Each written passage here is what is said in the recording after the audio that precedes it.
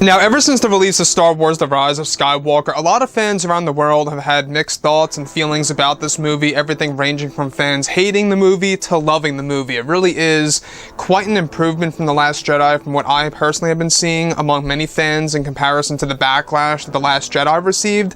So, I've gone over my spoilers review already, I've gone over my initial reaction of the movie, if you guys want to go ahead and check that out.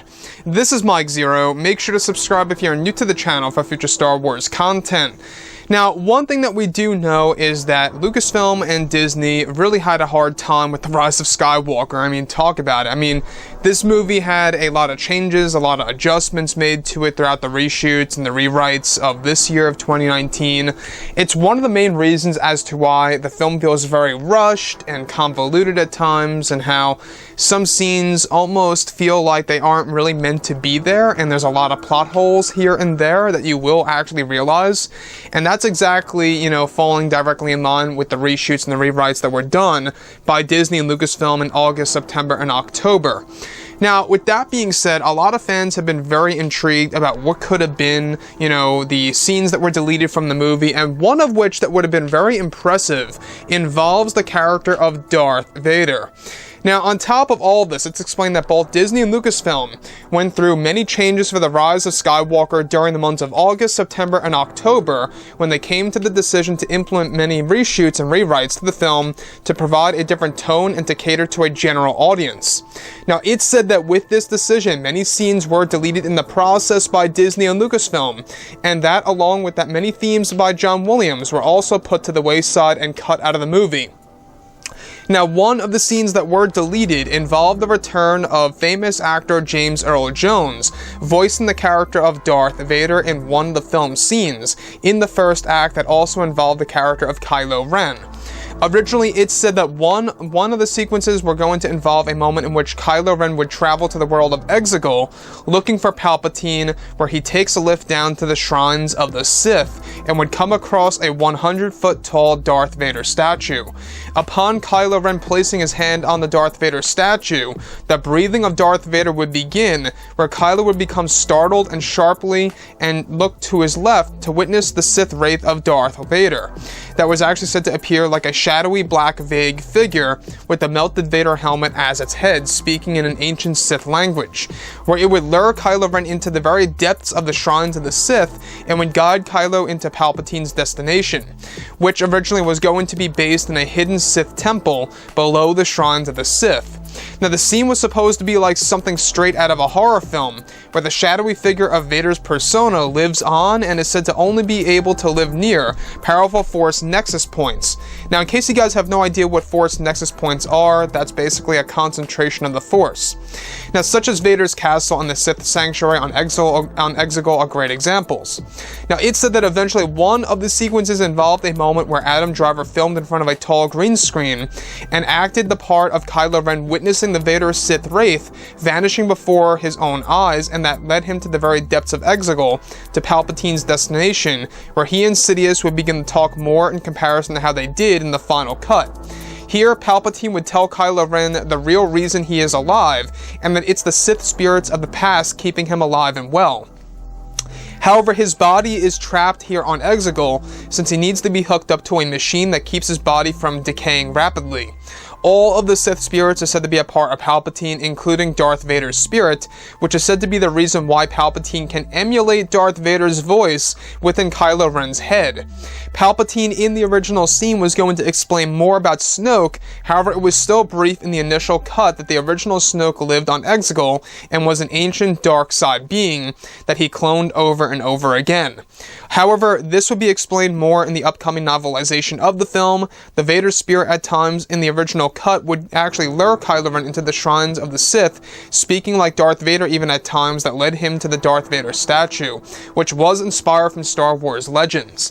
So let's go over a couple of parts about this and as to why this really sounds like something that should have been implemented into the final cut of Episode 9. Now, in case you guys are tuning in just now, the original cut of this movie, the running time originally was 4 hours and 20-some minutes.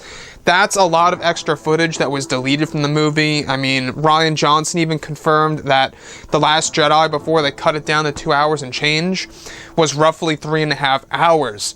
So with any movie, they always film a lot of scenes. Any Star Wars movie under Disney, they always film tons of scenes and get rid of a lot of scenes there. They either make their way to the Blu-ray or they don't. And they only choose a handful that make their way over to the Blu-ray because they're going to save more of those scenes. Let's say, for example, of like a 10-year anniversary release or something around those lines, if they wanted to create an incentive for people to buy future versions of media of those Star Wars movies. So, with that being said, the thing that really gets me here is that in the original cut, this deleted scene in particular involved the Sith Wraith of Darth Vader. Now, a Sith Wraith is the actual way of saying a Sith spirit in Star Wars, you know. Basically, Force Ghosts, you have the Force Ghosts, and then you have Sith Wraiths. So it's basically the two different realms of, you know, beings that are able to transfer their consciousness into a different realm. Now, the thing about Palpatine explaining to Kylo Ren that he is able to emulate Darth Vader's voice because all of the Sith spirits are a part of him, including Darth Vader's own spirit. Now, the thing about Darth Vader's spirit, let's get into this for a bit. Now, this was an original idea in The Force Awakens by JJ that was cut from the film as well. In fact, it only got partially filmed. It really didn't go that far into production. But for The Rise of Skywalker, they had a full-on sequence of Darth Vader's Sith Wraith actually luring Kylo Ren below the Sith, you know, the Shrines of the Sith, I should say. The Shrines of the Sith we do see in the final cut. It's when Kylo Ren is going through the series of statues, how there's like hundreds of them. Originally, the Darth Vader persona, the actual Sith Wraith, was going to lure Kylo Ren beneath that particular location, leading him to Palpatine's destination. Now that to me would have been very creepy. I don't know about you guys, but the beginning of this movie is creepy to begin with. It has those dark tones. It almost does feel like a horror film, and it almost has jump scares at some points in time. It really does. It kind of does in a way, of how Palpatine is introduced and how Kylo Ren is walking through, you know, the Shrines of the Sith cautiously, and you hear the lightning and everything related to Exegol I love. I love Exegol, one of my favorite planets in the sequel trilogy. I'll say it hands down. I love the sound effects of the lightning. I love everything ranging from Palpatine and how he's hooked up to that machine. I think it's brilliant. I really do. It's a different type of feel for Star Wars. It really is. And it's something that you would expect to see out of J.J. Abrams because he always loves to implement a little bit of that horror element. We saw a great example of this in the very beginning, or the middle point of The Force Awakens, where Rey goes into the basement of Maz Kanata's castle. She hears screaming of her younger self. Very much like a horror film. Now, everything apart from this, Darth Vader, alright, this particular scene was said to be voiced by James Earl Jones, both in the basic language and in the ancient Sith language. And that to me would have been very creepy. Now, thankfully, you know, some of James Earl Jones' work was transferred to the final cut of the movie, where we do hear Palpatine emulating Vader's voice, where he says, you know, I have been every voice you have ever heard inside your head, which was the real line by James Earl Jones.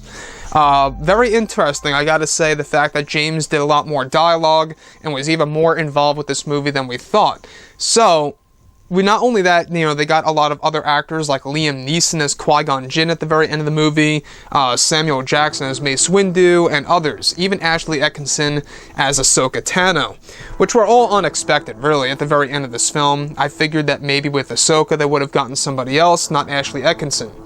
So, the last thing I just want to go over here is that when we look at Palpatine and we look at Kylo Ren and that entire dynamic, and how Darth Vader was going to be in the middle of all of this, basically luring Kylo Ren to Palpatine's exact location underneath the world of Exegol, that to me would have been a true horror for Kylo Ren.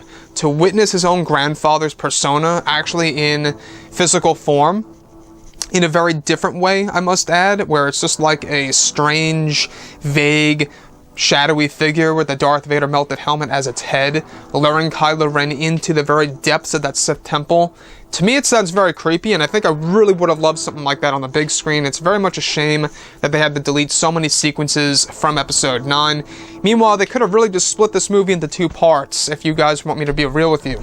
Anyways, guys, drop a comment below. Let me know what you think about all of this in the comments, and if you guys did enjoy the content for today, do make sure to drop a thumbs up on this video to support the channel. I thank you all so very much for the kind support, and I'll catch you guys next time.